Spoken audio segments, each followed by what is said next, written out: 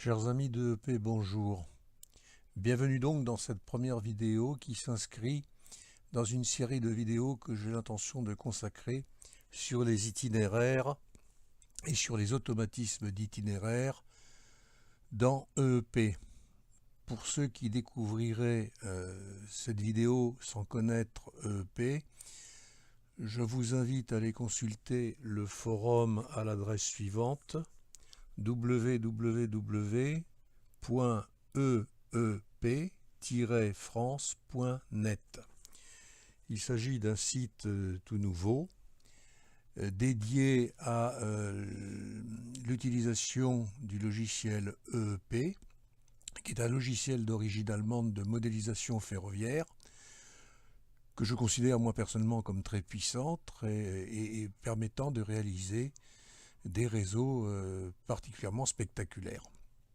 La présente vidéo, comme son titre l'indique, va vous introduire dans le monde des itinéraires et plus particulièrement dans celui des itinéraires à transit rigide. Pourquoi transit rigide? Alors là, je vous renvoie plutôt sur la fiche numéro 1, c'est-à-dire le chapitre premier consacré aux itinéraires dans les tutoriels du forum EEP, dans lequel j'explicite la différence entre le transit rigide et le transit souple. J'aurai l'occasion malgré tout d'y revenir dans le cadre de cette vidéo et des vidéos suivantes, mais bon, je vous invite, pour vous rafraîchir la mémoire, à aller consulter la première fiche, la fiche chapitre premier, qui vous donne de plus amples détails précisément sur cette notion de transit souple et de transit rigide. Dans cette vidéo, nous allons bien entendu commenter le fonctionnement de l'automatisme en transit rigide. Pour cela, d'abord, nous allons revenir sur le schéma de ce réseau. Nous l'avons ici en vision 3D. Nous allons revenir sur un schéma en vision tableau contrôle optique, et puis nous reviendrons dans la vision, dans la fenêtre en 3D, celle que nous avons sous les yeux actuellement, et dans laquelle je vous commenterai à ce moment-là la circulation des trains et le fonctionnement en mode PRA.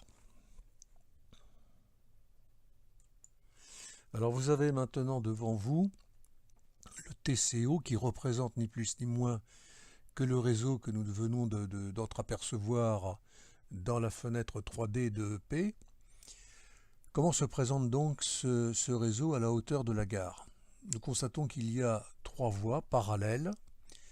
La voie numéro 1 qui vient de Marseille. J'ai donné des destinations de manière à faciliter le repérage dans l'espace. Donc la voie numéro 1 vient de Marseille et permet d'accéder soit sur la voie numéro 1, soit sur la voie numéro 3. La voie numéro 2 vient de Paris et se dirige vers Marseille. Quant à la voie numéro 3, elle vient à l'est de Besançon, accède à la voie 3 en gare et permet ensuite d'aller soit sur Grenoble, soit de bifurquer vers Marseille. Les voies 1 et 2 sont à circulation à sens unique. La voie numéro 1, et y compris à hauteur de la gare, la voie numéro 1, ici, à hauteur de la gare, n'autorise que la circulation gauche-droite. Inversement, la voie 2 n'autorise à hauteur de la gare que la circulation droite-gauche.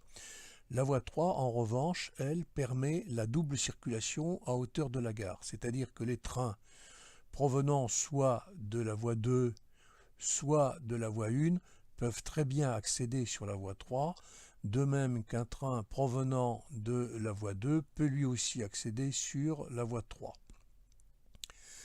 La voie 3, elle, permet de se diriger vers Besançon sur la droite, comme elle permet de se diriger vers Grenoble sur la gauche. Partant donc de cette distribution des voies, nous observons que nous avons ici donc deux bretelles qui permettent le raccordement sur les voies 2 et 3 à partir de la voie 1. Ces, ces bretelles donc, nous permettent d'avoir les itinéraires suivants venant de la voie 1. Donc un train qui arrive en C101 sur la voie numéro 1 peut très bien être aiguillé directement sur la voie 1 en gare pour poursuivre sa route ensuite à destination de Paris. Comme il peut très bien être envoyé sur la voie numéro 3, ici, et pour ensuite partir soit vers Besançon ou indifféremment, soit vers Paris. C'est-à-dire que venant de la voie 1, un convoi peut très bien être envoyé sur la voie 3 pour être ensuite dirigé vers Besançon ou de nouveau réaiguillé vers la voie numéro 1 vers Paris. Si je prends maintenant la voie numéro 2, donc les trains venant de la voie numéro 2 arrivent par le canton C201. Ces trains-là peuvent soit être dirigés directement sur la voie 2 et de manière à poursuivre ensuite en direction de Marseille, soit être aiguillés sur la voie numéro 3, où ils pourront de là partir à destination de Grenoble, ou à nouveau reprendre la voie numéro 2 en direction de C203 à destination de Marseille. Quant à la voie 3, les trains peuvent très bien arriver de Besançon, arriver donc sur la voie 3, ils n'ont pas d'autre choix, de la voie 3 soit poursuivre sur Grenoble, soit à ce moment-là être déviés pour prendre la direction de Marseille également. Les trains peuvent très bien venir de Grenoble, arriver sur la voie 3, rester sur la voie 3 à destination de Besançon ou bifurquer sur la voie numéro 1 à destination de Paris. Nous voyons bien que malgré le fait que nous sommes face à, je dirais, un grille de gare, un faisceau de gare, somme toute assez limité, assez sommaire, il n'y a que 3 voies et 2 bretelles, nous avons quand même une distribution assez intéressante qui permet donc une circulation de trains assez diversifiée sur les voies. Cette circulation diversifiée, bien entendu, vous vous en doutez, nécessite la mise en place d'un automatisme pour gérer cette circulation et empêcher que les trains n'entrent en collision à hauteur notamment des aiguillages, puisque les trains, notamment ceux qui viennent de la voie 1 ou de la voie 3 inversement, sont amenés à cisailler la voie 2. Donc la mise en place d'automatisme est absolument importante. Alors, nous sommes aujourd'hui dans une gestion en poste à relais automatique à transit rigide. PRA, c'est un poste relais à transit rigide. C'est une appellation assez ancienne qui remonte dans les années 70, mais que j'ai conservée parce que le PRA est un système de gestion intéressant et assez simple à mettre en œuvre, mais qui manque de souplesse, et nous verrons par la suite, quand je sortirai la fiche traitant des postes à transit souple et de leur application dans EEP, nous verrons que les PRS, postes relais à transit souple, offrent, comme son nom l'indique, une plus grande souplesse dans la gestion des itinéraires et dans la fluidité du trafic. Comment se définit une gestion de type PRA? Eh bien, dans une gestion de type PRA, prenons l'exemple d'un train qui vient de Marseille, arrive par le canton C101 et doit être envoyé vers la voie 3 pour reprendre ensuite la voie 1 à destination de Paris. Donc ce train va se présenter en C101, sera aiguillé ici vers la gauche de manière à pouvoir rejoindre la voie 3 en cisaillant la voie 2. Bon, il marquera un arrêt, en supposant que c'est lié à arrêt en gare, donc il marque un temps d'arrêt ici sur la voie 3, puis repart en direction de Paris en cisaillant à nouveau la voie 2 en amont de la gare.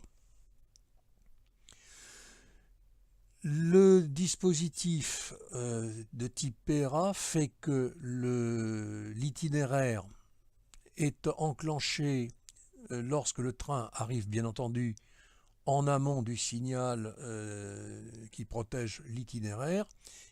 À partir du moment où l'itinéraire est enclenché, tout l'itinéraire est verrouillé jusqu'à sa sortie. Ici, vous voyez un signal qui est un signal bloc automatique. C'est pour ça qu'il est en vert, puisqu'un signal bloc automatique, dès lors qu'aucun train ne se trouve en aval de ce signal de bloc automatique lumineux, qu'on appelle le BAL, bloc automatique lumineux, dès lors qu'il n'y a pas de train en aval du bloc automatique lumineux, le signal est au vert. À la différence des signaux de contrôle d'entrée d'itinéraire, qui eux sont fermés systématiquement tant qu'un itinéraire n'est pas programmé pour permettre à un train d'accéder sur telle ou telle voie. Donc là nous avons le signal 1012, ITN 1012 qui est fermé. Par contre ici ce signal de sortie, lui, est en voie libre puisqu'il s'agit d'un signal BAL, bloc automatique lumineux, et non pas d'un signal d'itinéraire. Donc, pour en revenir donc à la gestion en PRA, le train qui est en approche à 1 km environ de l'entrée dans la zone de transit, le train va actionner par le biais d'un contact, va actionner un relais qui va permettre l'enclenchement de l'itinéraire, de cet itinéraire.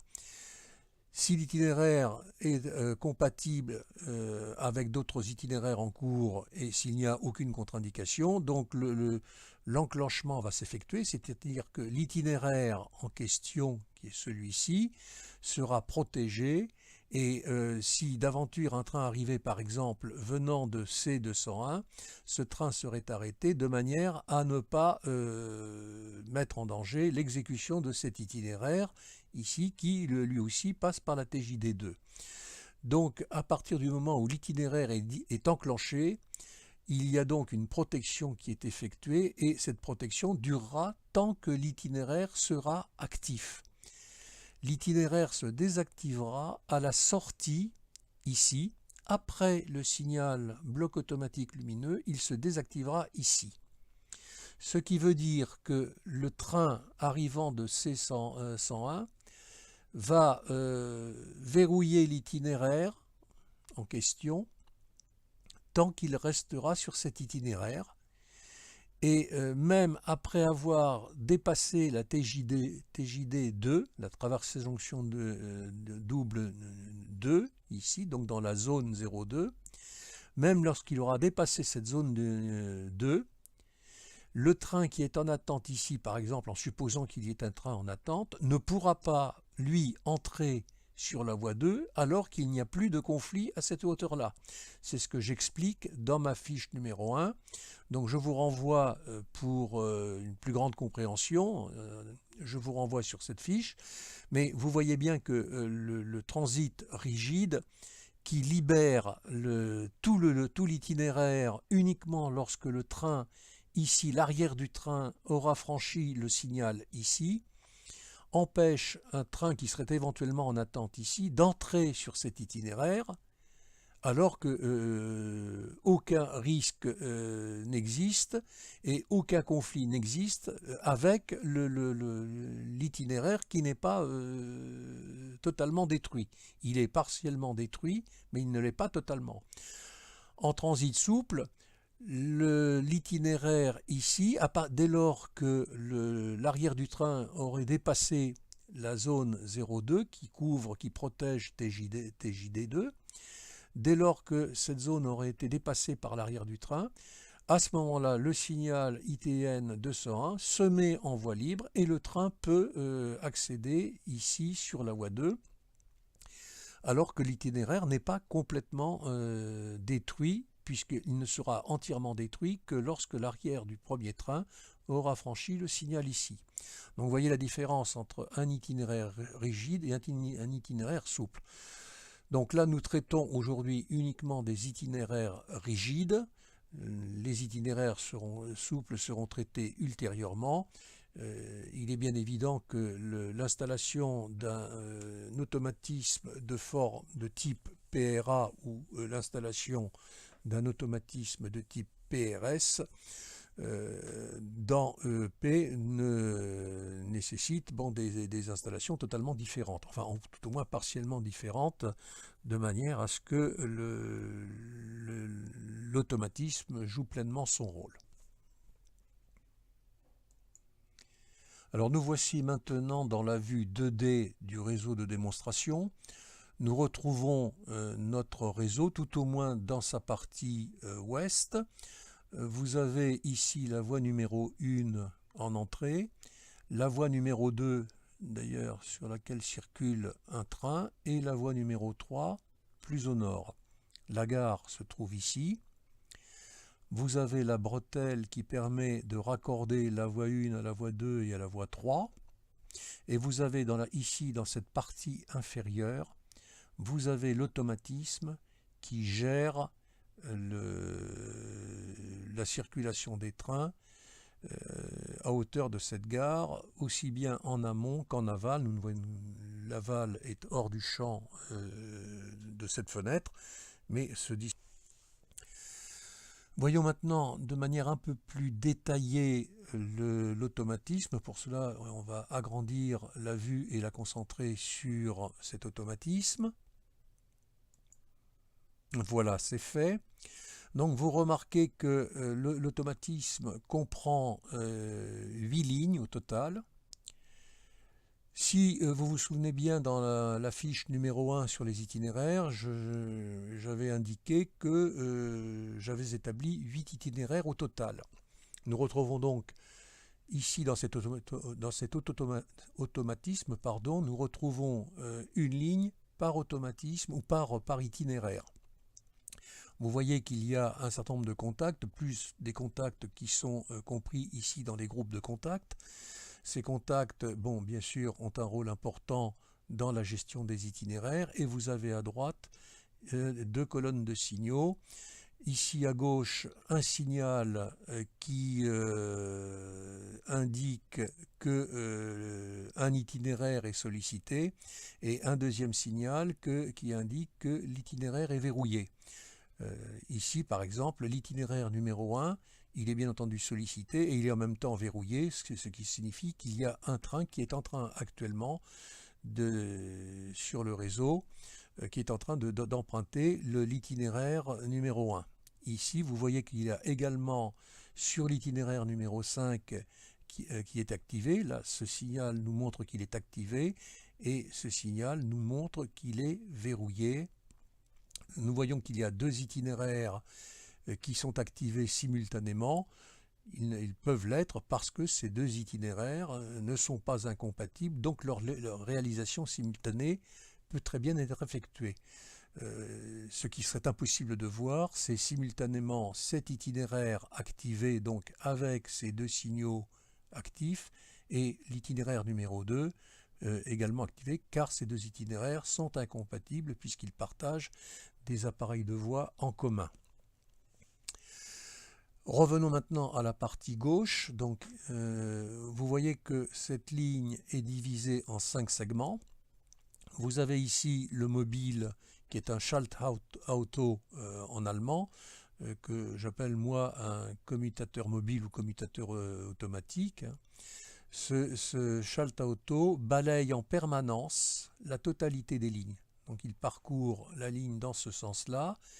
Ici, vous avez une connexion virtuelle qui lui permet de sauter ici. Il va balayer également, là nous avons également des connexions virtuelles entre les différents segments.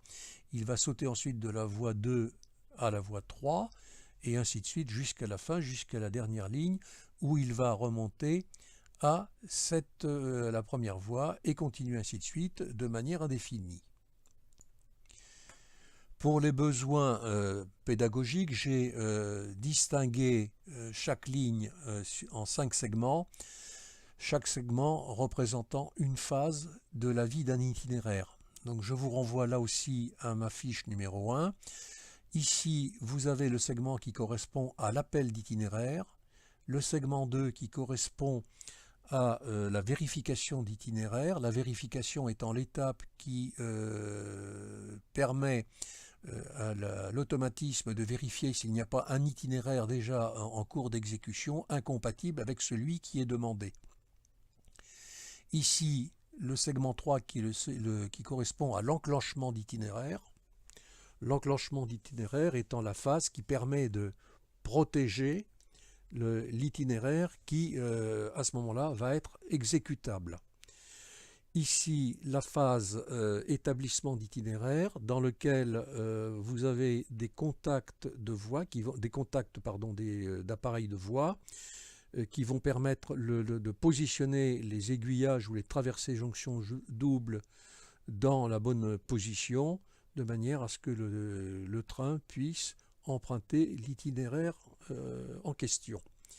Et enfin, le dernier segment qui correspond à la destruction d'itinéraire.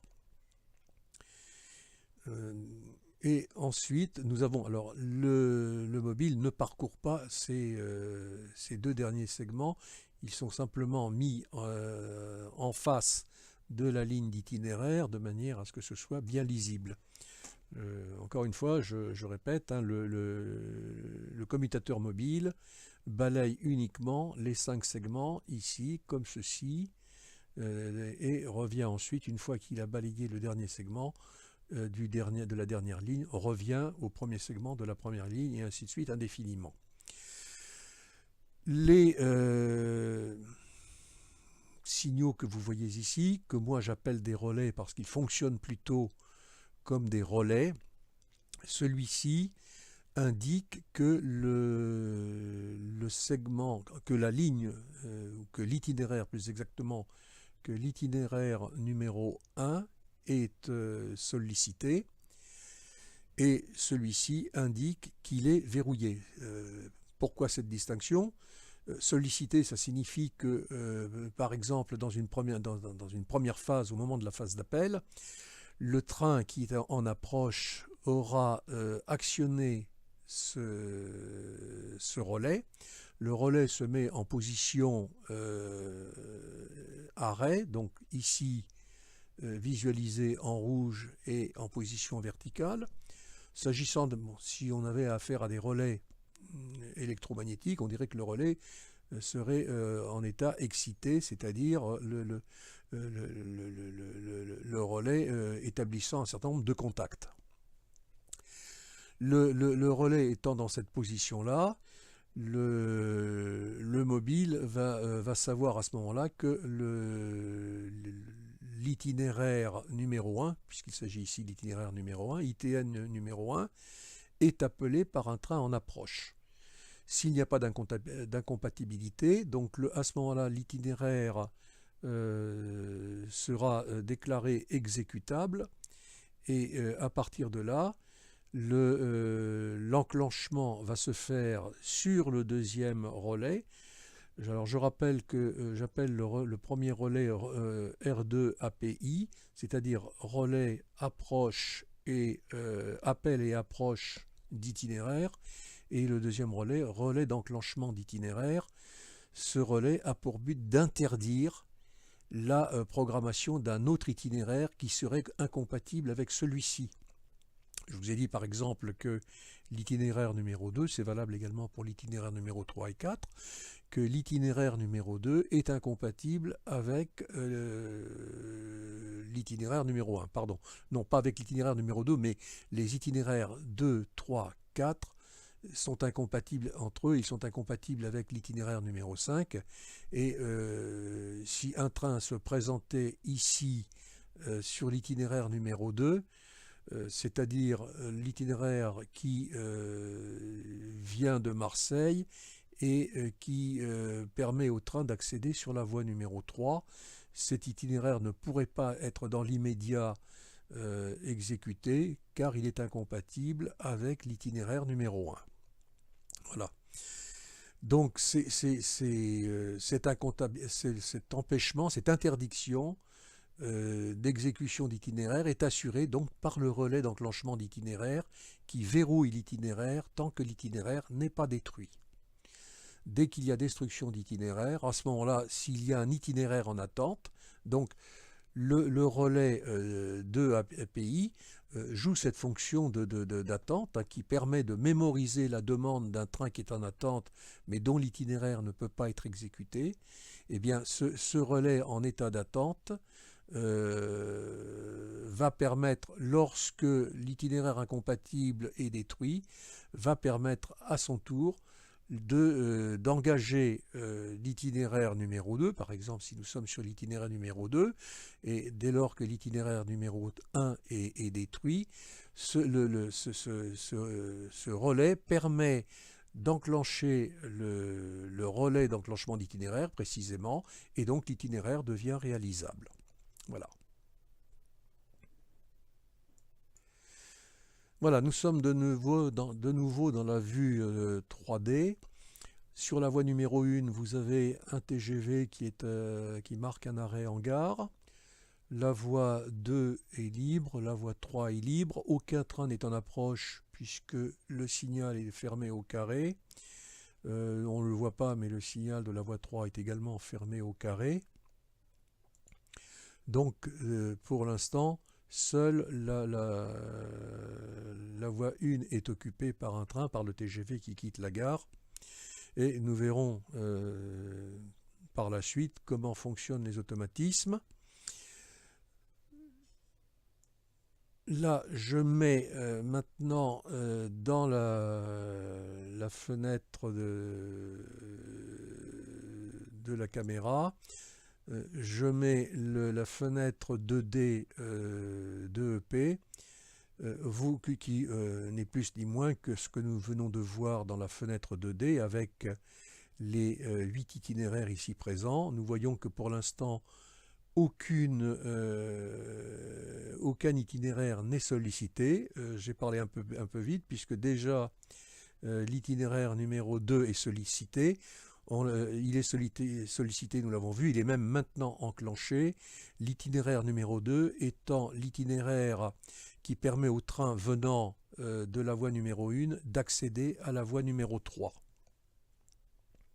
Donc cet itinéraire maintenant est enclenché. Ça veut dire que tant que l'itinéraire numéro 3, nous le voyons ici dans la fenêtre, tant que l'itinéraire numéro 3 est enclenché, aucun autre train ne pourra cisailler cet itinéraire numéro 3. Et en particulier, comme je le disais tout à l'heure, un train venant voilà ce qui est le cas maintenant. Vous avez ce train qui vient sur la voie 2 et vous avez également un train venant sur la voie 3. Vous remarquez dans la fenêtre radar que les itinéraires correspondants sont sollicités, mais par contre que ces itinéraires ne sont pas exécutés et par conséquent donc les relais d'enclenchement d'itinéraires sont pour l'instant au repos. Ils ne pourront être actifs que lorsque le train aura détruit son itinéraire, donc après avoir quitté la totalité de l'itinéraire. Vous voyez qu'ici le train aurait très bien pu s'engager ici, ou celui-ci sur la voie numéro 3. Les deux ne peuvent pas s'engager simultanément parce que leurs itinéraires sont incompatibles. Mais nous voyons bien qu'en gestion rigide, ce train qui aurait pu déjà démarrer ne peut démarrer que maintenant. Vous remarquez que le signal fonctionne au ralenti, donc c'est un clignotant double qui indique le rappel de ralentissement à 60 km/h. Donc le train est entré sur la voie 3. Le train ici est toujours en attente puisque les itinéraires de ces deux trains sont incompatibles. Il faut attendre que le train ait détruit son itinéraire pour que celui-ci puisse s'engager à son tour. Nous le voyons ici, donc l'itinéraire ici est retombé, donc ici l'itinéraire 5 s'enclenche en totalité. Nous le voyons ici dans la fenêtre radar où vous avez le relais d'enclenchement d'itinéraire qui s'est activé et le train peut entrer à son tour sur la voie numéro 3. Voilà, donc nous avons là le fonctionnement parfait en mode PRA, qui certes manque de souplesse, mais malgré tout assure une sécurité totale de la circulation des trains en gare. Donc l'itinéraire numéro 5 permet aux trains venant de Besançon de s'engager sur la voie 3, puis de prendre ensuite la voie 2 à destination de Marseille.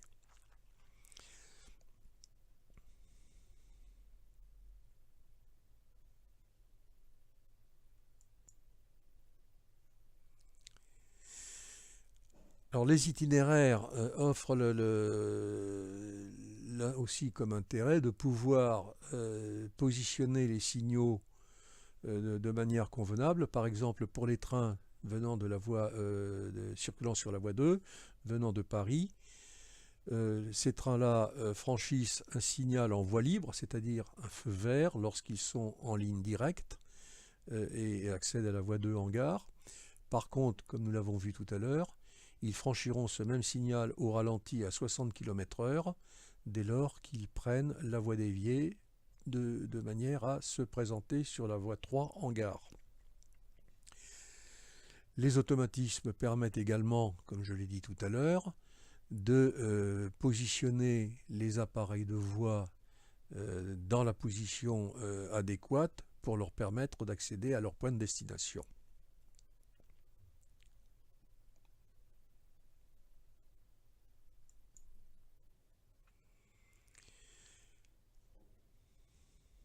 Alors voyons maintenant ce qui se passe. Nous allons avoir bientôt un train qui va arriver sur la voie 2. Donc patientons quelques instants.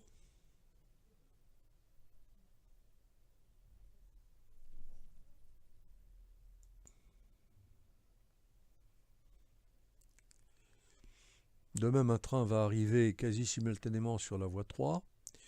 Donc nous allons voir ici les relais, le relais 2 API s'activer, les relais 4 et 5. Et comme ces deux itinéraires sont incompatibles, seul un des deux relais d'enclenchement d'itinéraire pourra s'activer.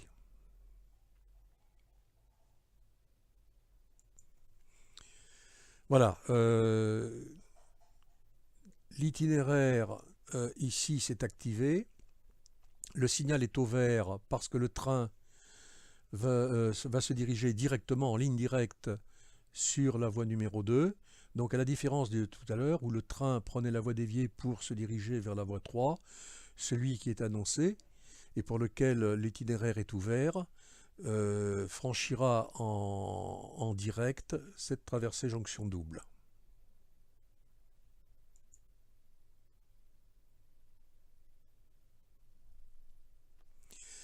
Nous voyons que dans la fenêtre ici, l'itinéraire ici est sollicité, il est activé et verrouillé avec le relais d'enclenchement d'itinéraire. Par contre, l'itinéraire ici n'est pas activé, c'est celui qui correspond au train qui s'arrête là à hauteur du signal sur la voie 3 et qui ne pourra repartir que lorsque l'itinéraire parcouru par le premier train aura été libéré.